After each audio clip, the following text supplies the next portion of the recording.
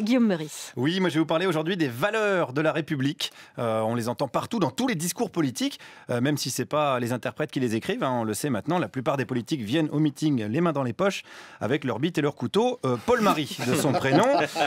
Mais les valeurs de la République, qu'est-ce que c'est exactement? Alors les voleurs de la République, on connaît, c'est une réserve naturelle d'élus des Hauts-de-Seine. Les malheurs de la République aussi, puisque régulièrement Damien XVI fait une chanson. Mais les valeurs de la République, quelles sont-elles? Alors j'ai posé ce matin la question au peuple de France. Alors pour cette dame, c'est tout d'abord... De l'honnêteté. Je trouve que les valeurs de la République, fraternité, tout ce que vous voudrez. Mais enfin, moi, ce sont les gens qui me plaisent et qui font une politique qui me convient, avant tout. Ah bah du coup, c'est qui alors? C'était M. Sarkozy. Vous tombez mal. Mais alors l'honnêteté pour vous, c'est Nicolas Sarkozy? Mais c'est pas une question d'honnêteté. Non, ça, avec Sarkozy, on est à peu près sûr que c'est pas une question d'honnêteté. Les valeurs de Nicolas Sarkozy, elles sont cotées tous les jours à la Bourse de Paris. Son Robespierre, on le connaît, c'est Jean-Yves Courcial. Mais cette dame est quand même fidèle à la devise de la République, la devise qu'on connaît tous. La France, c'était liberté, fraternité, et la troisième, je ne sais plus. Mais...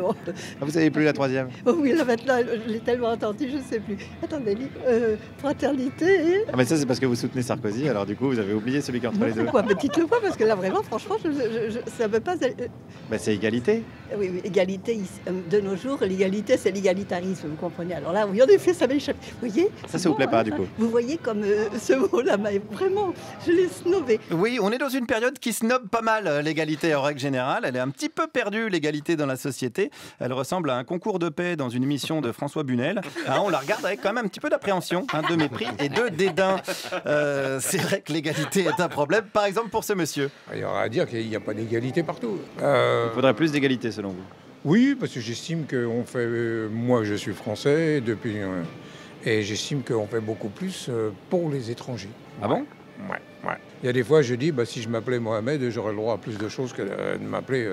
voilà, c'est tout. Attention, parce qu'il y a fraternité aussi dans les valeurs de la République. Non, c'est pas... Parce que justement...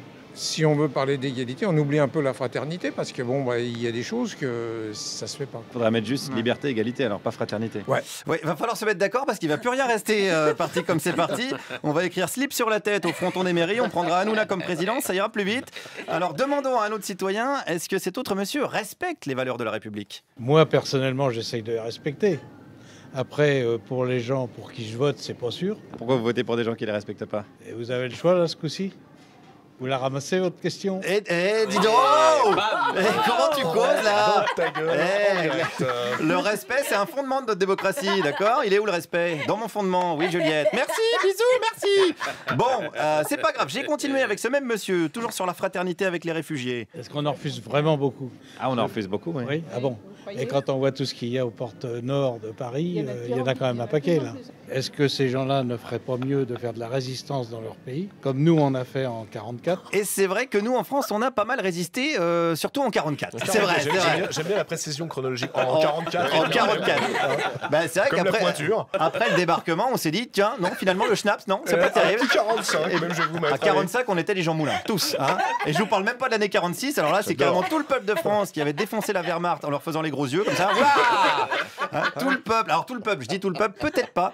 Quelles sont les valeurs de la France selon cette dame d'un certain âge? Le travail. Le travail, pour vous, c'est une valeur de la République? Oui. J'ai peur de la suite. J'ai travaillé 45 ans.